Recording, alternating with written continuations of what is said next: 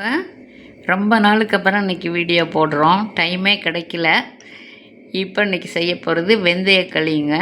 இப்போ பாருங்கள், தேவையான பொருட்கள்: அரிசி, பொட்டு உளுந்து, வெந்தயம், வெல்லம், ஏலக்காய், சுக்கு, நல்லெண்ணெய். இவ்வளோ தான் தேவைங்க. இப்போ செய்முறையை பார்க்கலாம். வெந்தயம் இதில் ஒரு கரண்டி போடுறேங்க. உளுந்து ஒரு கரண்டி போடுறேன். பச்சரிசி 2 கரண்டி போடுறேன். இதை நல்லா கழுவி ஊற வச்சுட்டு 4 மணி நேரம் ஊறணும். ஊறி ஆட்டிட்டு வரேங்க. இப்போ நைஸாக அரைச்சி எடுத்துகிட்டு வந்தாச்சுங்க. இப்போ செய்முறையை பார்க்கலாம். இப்போ அடுப்பை பற்ற வச்சுட்டேங்க. இது அந்த கல்லை கழுவி தண்ணி எடுத்துகிட்டு வந்திருக்கேன். அந்த தண்ணியை ஊற்றுறேன். 1/2 லிட்டர் தண்ணி ஊற்றியிருக்கேன். இது இப்போ கொதித்ததும் நம்ம அந்த மாவை ஊற்றலாம். இப்போ தண்ணி காஞ்சிருச்சுங்க. இப்போ மாவை போடுறோம்.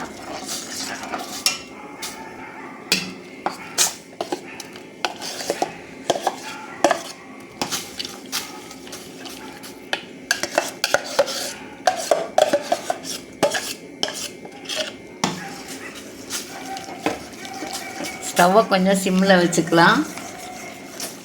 அப்போ தான் அடி பிடிக்காமல் கிளற முடியும். நல்லா வேகணுங்க. வேகிற வரைக்கும் கைவிடாமல் கிளறணும்.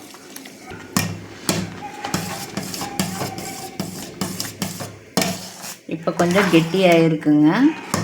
இன்னும் நல்லா வேகணும். கொஞ்சம் நேரம் கைவிடாமல் கிளறுவோம்.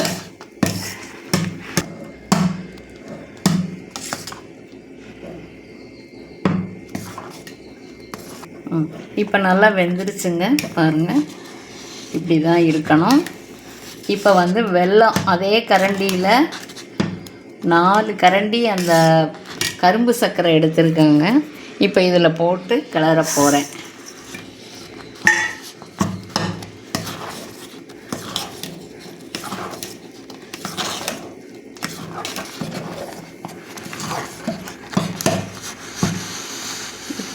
இப்போ ஏலக்காய் பொடி போடுறேங்க.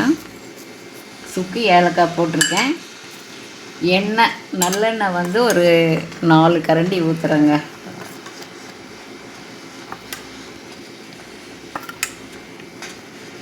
அவ்வளோதாங்க. நல்லா கிளறி இறக்க வேண்டியதுதான்.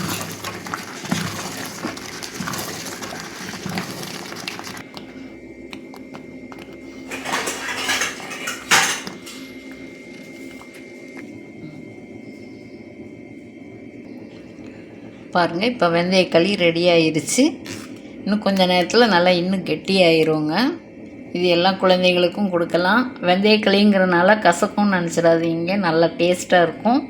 எல்லோரும் செய்து சாப்பிட்டு பார்த்து எப்படி இருந்ததுன்னு சொல்லுங்கள். நன்றி.